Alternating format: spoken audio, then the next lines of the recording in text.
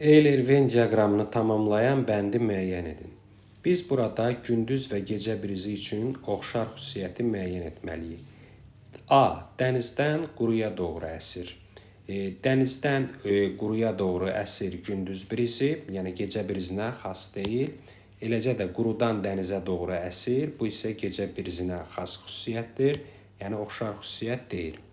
C. Azərbaycanda müşahidə olunur. Azərbaycan Xəzər sahili mövqeyə malikdir. Azərbaycanda həm gündüz, həm gecə brizi müşahidə olunur. Deməli, cavab C bəndidir. Yəni, diaqramı tamamlayan bənd elə C bəndidir. İldə istiqamətini 2 dəfə dəyişir. Bu briz küləklərinə deyir. Briz küləkləri sutkada istiqamətini 2 dəfə dəyişir.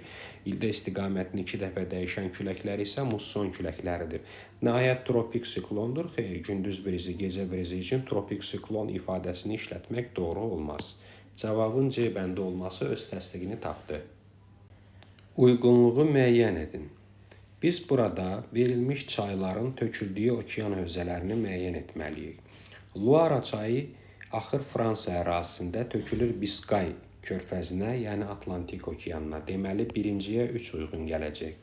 Colorado Amerika Birləşmiş Ştatları ərazisində axır Sakit okean hövzəsinə, Kaliforniya körfəzinə.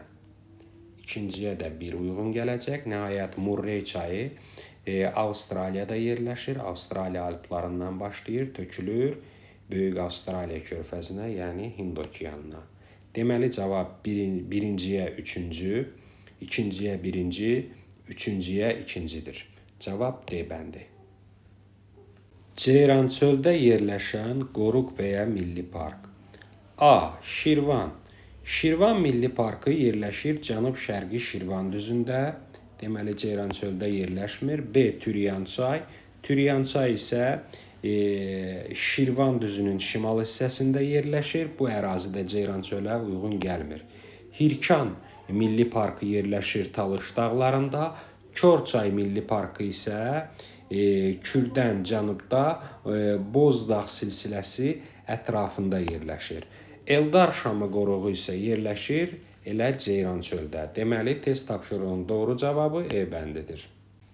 Cənub-Qərbi Asiya ölkələrindən deyil. Test tapşırığının doğru cavabı C bəndidir. Belə ki, Şri Lanka Respublikası Cənubi Asiya ölkələrindəndir. Şri Lankadan fərqli olaraq İran, Küveyt, Yəmən və İraq Cənub-Qərbi Asiya ölkələridir. Müvafiq olaraq Cənubi və Şimali Amerika materiklərində yerləşən səhralar. A. Atakama, Mojave. Atakama səhrası yerləşir Cənubi Amerikanın Sakit okean sahillərində, Mojave isə Şimali Amerikada. Deməli, cavab elə A bəndidir. Digərlərinə də baxaq. Sonor səhrası yerləşir Şimali Amerikada, Tar Asiyada, Gobi Asiyada, Atakama Cənubi Amerikada, uyğunluq yoxdur burada. Kalahari Afrikada, Böyük Qumlu Avstraliyada, bu da cavab deyir. Nəhayət Y qeyd etdik ki, Tar və Gobi səhraları yerləşir Asiya qitəsində. Cavabın A bəndi olması öz təsdiqini təkrarən tapdı. Qarabağ və Murovdağ silsilələri üçün ümumi əlamət. A. Dövlət sərhəddində yerləşir. Bu silsilələrin heç biri dövlət sərhəddində yerləşmir. B. Kiçik Qafqaz tektonik zonasında yerləşir. Həm Qarabağ, həm Murovdağ silsiləsi Kiçik Qafqaz tektonik zonasında yerləşir. Deməli, ümumi əlamət və B bəndi cavabdır. Mütləq hündürlüyü 3500 metrdən çoxdur. Qarabağ üçün bunu söyləmək olmaz. Qarabağın mütləq hündürlüyü 2725 metrdir. Bu, Böyük Kirs dağıdır. D. Dəmir filizi yataqları yayılmışdır. Murovdağ silsiləsinin şimal hissəsində, Daşkəsən rayonu ərazisində dəmir filizi yataqları yayılsa da, Qarabağ üçün eyni fikri demək olmaz. Mineral bulaqlara rast gəlinmir, xeyr, səhvdir. Hər iki silsilədə tektonik qırılmalar boyunca mineral bulaqlara rast gəlinir. Doğru sıraları müəyyən edin. Biz çayların müvafiq mənsəblərinin doğru sırasını tapmalıyıq. Bir Qusarçay mənsəb kimi Qudyalçay göstərilib. Bu səhvdir. Qusarçay birbaşa Xəzər dənizinə tökülür. Nəinki Qudyalçaya. 2. Arpa çay, Araz çayı. Arpa çayı Naxçıvan ərazisində Araz çayına tökülür. Deməli, burada sıra doğrudur. 3. Qanıq əyri çaya tökülür kimi göstərilib. Səhvdir, əyri çay qanıqa tökülür. 4. Göyçayın Girdiman çaya töküldüyü göstərilir. Həm Göyçay, həm Girdiman çay Kür çayının sol qollarındandır. Yəni Göyçay Girdimana tökülmür. Nəhayət sonuncu Dəmiraparan çayın Türyan çaya tökülməsi göstərilib. Bəli, Dəmiraparan çay məhz Türyan çayın qoludur. Bu halda cavab 2-5 B bəndi olacaq. Xəritə sxemə əsasən Labrador yarımadasını müəyyən edin. Xəritə sxeməyə diqqətlə nəzər yetirsək, 2 rəqəmi ilə işarələnmiş ərazinin Alyaska olduğunu görərik. 3 rəqəmi ilə Taymır yarımadası işarələnmişdir. 4 rəqəmi ilə Çukot yarımadası işarələnmişdir. 5 rəqəmi ilə isə Arnhemlin yarımadası. 1 rəqəmi ilə işarələnən ərazidə isə yerləşir Labrador yarımadası. Cavab A bəndidir. Hansı ölkə 2 qitədə yerləşir? Çin yalnız Asiya qitəsində yerləşir, yəni bir qitədir. Panama isə yerləşir bütövlükdə Amerika qitəsində və 2 materikdə. Cənubi və Şimali Amerika materiklərində. Ukrayna Avropa qitəsində yerləşir, Mərakeş isə Afrika qitəsində. Türkiyənin böyük bir hissəsi Asiya qitəsində yerləşsə də, onun kiçik bir hissəsi Avropa qitəsində yerləşir. Yəni Bosfor, Dardanel boğazlarından qərbdə qalan hissə Avropa qitəsidir. Bu halda cavab E bəndi olacaq. Hansı materik şimal yarımkürəsindən başqa qalan digər 3 yarımkürədə yerləşir? Cavab Antarktida materikidir. Belə ki, Antarktida materiki bütövlükdə cənub və şərq-qərb yarımkürələrində yerləşir. Avstraliya 2 yarımkürədə, cənub və şərq. Cənubi Amerika 3 yarımkürədədir, lakin şimal yarımkürəsində də yerləşir. Şimali Amerika şimal və qərb yarımkürələrində yerləşir. Avrasiya isə cənub yarımkürəsində yerləşmir. 41 dərəcə şərq uzunluğunda yerləşən Ərzurum şəhəri ilə Bakı şəhəri arasındakı yerli vaxt fərqini hesablayın. Biz bilirik ki, Bakı şəhərinin coğrafi uzunluğu 50 dərəcə şərq uzunluğudur. Əgər 50 dərəcəli şərq uzunluğundan 41 dərəcəlik şərq uzunluğunu çıxsaq, bu iki şəhər arasındakı uzunluq fərqinin 9 dərəcəyə bərabər olduğunu taparıq. Yer kürəsinin 1 dərəcə dönməsi üçün 4 dəqiqə tələb olunur. Onda biz 9 dərəcəni 4 dəqiqəyə vursaq edəcək 36 dəqiqə. Cavab B bəndidir. Xəritə sxemə əsasən cənub-şərqi Şirvan düzünü müəyyən edin.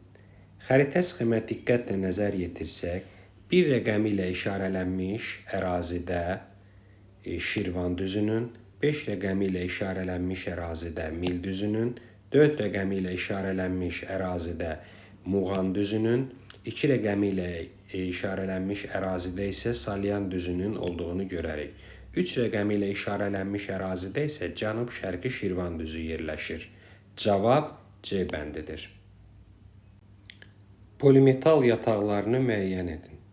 Verilmiş yataqlardan Parağaçay molibden yatağıdır, Şahdəniz qaz yatağıdır, Yuxarı Ağcakənd isə gips yatağıdır. Gümüşlü, Mehmana, Filizçay isə polimetal yataqlarındandır.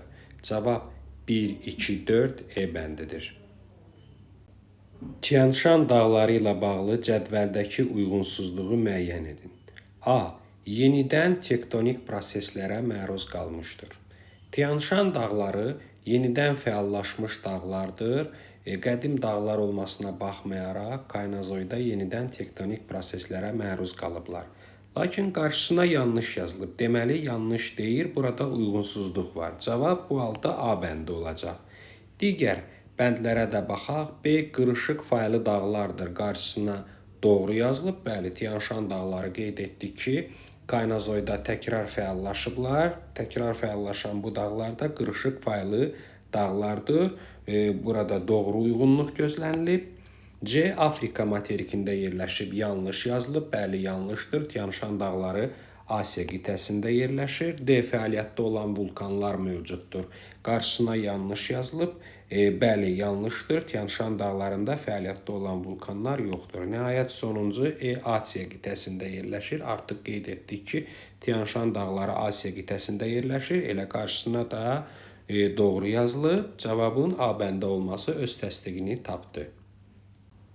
Hansı enliyə günəş şüaları 90 dərəcə bucaq altında düşəndə yerin şimal və cənub yarımkürələri bərabər işıqlanır?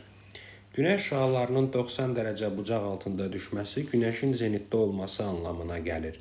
Yerin şimal və cənub yarımkürələrinin bərabər işıqlandığı tarix isə yaz gecə-gündüz bərabərliyi ilə payız gecə-gündüz bərabərliyi günlərində olur və həmin günlərdə günəş ekvator xətti üzərində zenitdə olur. Cavab A bəndidir. Paletkada hüdudlanmış ərazi 32 damanı əhatə edirsə, miqyası 1/400.000 olan xəritədə onun sahəsi nə qədər olar? Nəzərə alaq ki, paletkanın hər daması 0,25 kvadrat santimetrdir.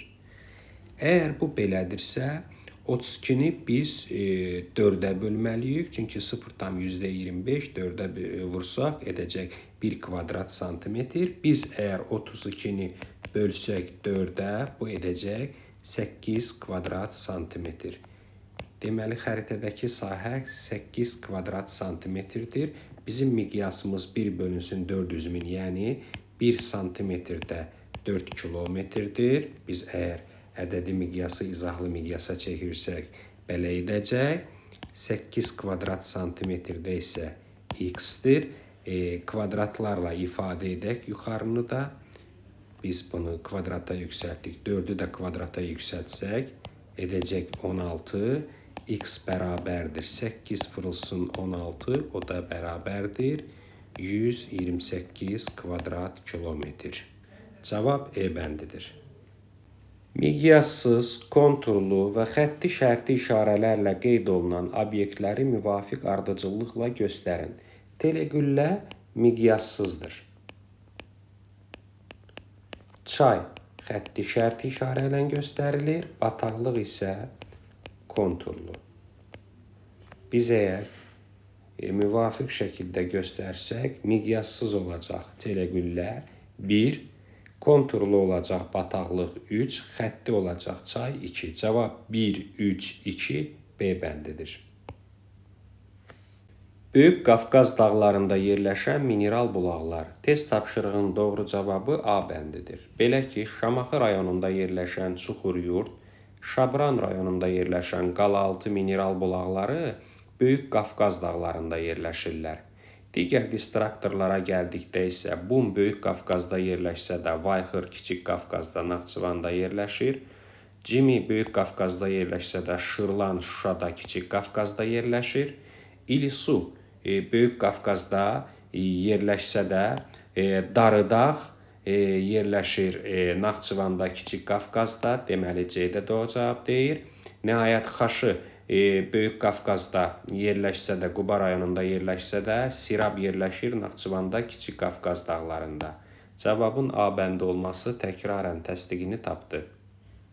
Mikrorelyef formalarını müəyyən edin. Verilmiş relyef formalarından Dyunlar və barxonlar daha kiçik relyef formalarıdır. Eol prosesləri nəticəsində yaranmışdır və okean çökəklikləri, vulkanik dağlar və sıra dağlarla müqayisədə daha kiçikdir və mikrorelyef formalarından hesab olunurlar. Cavab 1-5 C bəndidir. Farenheit şkalasına əsasən suyun donma temperaturu olan 0 dərəcə Selsi neçə Farenheitdir? Konkret faktoloji test tapşırığıdır və 0 dərəcə Selsiyə uyğun gələn Farenheit 32 dərəcəlik Farenheitdir. Cavab D bəndidir. Xəzər dənizini ölü dənizdən fərqləndirən xüsusiyyət. A. Şor suludur. Hər iki dəniz, yəni həm Xəzər dənizi, həm ölü dəniz şor suludur. Əslində hər ikisi də elə göldür. B. Səviyyəsi okean səviyyəsindən aşağıda yerləşir. Həm Xəzər dənizinin, həm də ölü dənizinin səviyyəsi okean səviyyəsindən aşağıdadır. Belə ki, Xəzər dənizi -27, ölü dəniz isə -400 metrə qədər okean səviyyəsindən aşağıda yerləşir. Sahillərində bir neçə ölkə var. Xəzər dənizi 5 ölkənin sahillərini yuyur. Bunlar Rusiya, Qazaxıstan, Türkmənistan, İran və Azərbaycandır. Ölü dənizin sahillərində isə 2 ölkə var. Yəni Ölü dəniz 2 ölkənin sərhədində yerləşir. Bunlar İsrail və Yordaniya krallığıdır. D. Axarsız göldür. Hər iki göl şorsulu axarsız göldür. Nəhayət sonuncu, çaylar və gəmiçilik kanalları vasitəsilə dünya okeanına çıxışı var. Bu Xəzərə xas xüsusiyyətdir. Xəzər dənizi, Volqa çayı, Volqa-Don kanalı, Don çayı vasitəsilə dünya okeanına çıxış əldə edə bilib. Amma Ölü dəniz üçün bunu söyləmək olmaz. Cavab E bəndidir. Şimal tropik xəttinin kəsişdiyi yarımada. Test tapşırığın doğru cavabı D bəndi Ərəbistan yarımadasıdır. Belə ki, Ərəbistan yarımadası şimal tropik xətti ilə kəsilməklə tropik və mülayim işıqlanma qurşaqlarında yerləşir. Verilənlərdən Kiçik Asiya, Koreya və Balkan tropik xəttindən şimalda qalır. Yəni mülayim işıqlanma qurşağında yerləşir. Somali yarımadası isə şimal tropik xəttindən cənubda qalır. Tropik işıqlanma qurşağında yerləşir. Yerləşən dağ zirvələrini seçin. Kongur zirvəsi Asiyada Pamir dağlarında yerləşir. Çogori isə planetin ikinci ən hündür zirvəsidir. Karakorum dağlarında yerləşir Asiyada. Mont Blanc zirvəsi Alp dağlarının ən uca zirvəsidir. Avropada yerləşir. Matterhorn zirvəsi də Alp dağlarında yerləşən zirvələrdəndir. O da Avropada yerləşir şübhəsiz. Qalxepigen zirvəsi Skandinaviya dağlarının ən uca zirvəsidir, yerləşir Avropada. Tubqal zirvəsi isə Atlas dağlarının ən uca zirvəsidir, Afrika materikində yerləşir. Deməli, cavab 3, 4 və 5-dir. Doğru fikirləri müəyyən edin. 1. Norveçin quru sərhəddi təkcə Finlandiya ilədir. Bu fikir doğru deyil. Çünki Norveç Finlandiya ilə yanaşı İsveç Krallığı və Rusiya Federasiyası ilə həmsərhəddir. 2. Avstriya federativ inzibati ərazi quruluşuna malik respublikadır. Bu fikir doğru fikirdir. Avstriya elə federativ respublikadır. 3. Misir Afrikanın inkişaf etmiş ölkələr qrupuna daxil olan 2 ölkəsindən biridir. Xeyr, bu fikir səhv fikirdir. Misir inkişaf etmiş ölkələr qrupuna daxil olan ölkələrdən deyil. Afrikada yeganə inkişaf etmiş ölkə materikin cənubundakı Cənubi Afrika Respublikasıdır. 4. Yunanistanda Aralıq dəniz iqlim tipi hakimdir. Bəli, Yunanistan elə Aralıq dənizi hövzəsindədir. Burada Aralıq dənizi iqlim tipi hakimdir. 5. Nepalda dağlıq relyef üstünlük təşkil edir. Bəli, Nepal yerləşir Himalay dağlarında. Dünyanın ən uca zirvəsi olan Everest zirvəsi də Nepalda yerləşir. Nəhayət sonuncu 6. Kuba Amerika qitəsinin yeganə sosialist ölkəsidir. Bəli, Kuba Respublikası Amerika qitəsində yerləşən yeganə sosialist ölkədir. Tapşırığın doğru cavabı bu halda 2, 4, 5 və 6 olacaq. Monarxiya ölkələrini seçin. 1. Birləşmiş Ərəb Əmirlikləri. Birləşmiş Ərəb Əmirlikləri adından göründüyü kimi monarxiya ölkəsidir. 2. İsveç. İsveç krallıqdır, monarxiyadır. Bruney sultanlıqdır, bu da monarxiyadır. İsrail Respublika, Çili Respublika, Niger Respublikadır. Deməli cavab 1, 2 və 3 olacaq. Ətəyi okean səviyyəsindən 720 metr yüksəklikdə yerləşən dağın nisbi hündürlüyü 3120 metrdir. Bu dağın mütləq hündürlüyünü hesablayın. Sadə hesablama qaydası var. Tutaq ki, dağın ətəyi A nöqtəsidir. Onun hündürlüyü 720 metrdir. Hardan hündürdür? Okean səviyyəsindən 720 metr hündürlüyü yerləşir. Dağın nisbi hündürlüyü isə onun ətəyi ilə zirvəsi arasındakı hündürlük fərqidir. Bu da 3120 metrdir. Biz əgər 720 ilə 3120-ni toplasaq, edəcək 3840 metr. Deməli, Dağın mütləq hündürlüyü 3840 metrdir. Euler-Venn diaqramına əsasən uyğunluğu müəyyən edin. Biz burada Böyük Britaniya və Yaponiya üçün oxşar və fərqli xüsusiyyətləri müəyyən etməliyik. A. Asiya qitəsinə aiddir. Bu xüsusiyyət sırf Yaponiyaya aiddir. B. Atlantik okeanda yerləşir. Bu isə Böyük Britaniyaya aiddir. C. İnkişaf etmiş ölkələr qrupuna daxildir. Hər iki ölkə inkişaf etmiş ölkələr qrupuna daxildir. D. Fəaliyyətdə olan vulkanlar mövcuddur. Bu isə Yaponiyaya aiddir. Böyük Britaniyada fəaliyyətdə olan vulkanlar yoxdur. E. İdarəetmə formasına görə monarxiyadır. Bəli, Böyük Britaniya krallıq, Yaponiya isə imperatorluqdur. Hər ikisi monarxiyadır. Deməli, 3-ə də E uyğun gələcək. Bu halda cavab 1-ə B, 2-yə A, D, 3-ə C, Y olacaq. A təbii zonasında qırmızı, sarı ferrolit və laterit torpaqlar yayılmışdır. Belə torpaqlarda dəmir və alüminium birləşmələri çoxluq təşkil edir. A təbii zonası il boyu bol rütubət və istilik aldığından burada zəngin bitki örtüyü formalaşmışdır. Bu təbii zona Cənubi Amerika, Afrika və Cənub-Şərqi Asiyada geniş sahə tutur. A təbii zonasının adını yazın. Artıq qırmızı, sarı ferrolit və laterit torpaqlardan bilirik ki, söhbət rütubətli ekvatorial meşələrdən gedir. Rütubətli ekvatorial meşələr il boyu bol rütubət və istilik alır. A təbii zonasının Cənubi Amerika və Afrikada yayıldığı çay hövzələrinin adını yazın. Biz bilirik ki, rütubətli ekvatorial meşələr Cənubi Amerikada yerləşir Amazon çayının hövzəsində. Cənubi Amerikaya Amazon yazaq. Afrikada isə bu meşələrin yayıldığı çay hövzəsi Kongo çayının hövzəsidir. A təbii zonasında yayılmış ağac növlərinin adını yazın. Biz bilirik ki, rütubətli ekvatorial meşələr zəngin bitki örtüyünə malik olan meşələrdir. Planetimizin ağciyərləri hesab olunur. Ekvatorial meşələrdə yayılmış ağac növlərinə misal olaraq biz çörək ağacını, banan ağaclarını, sonra qırmızı ağacı,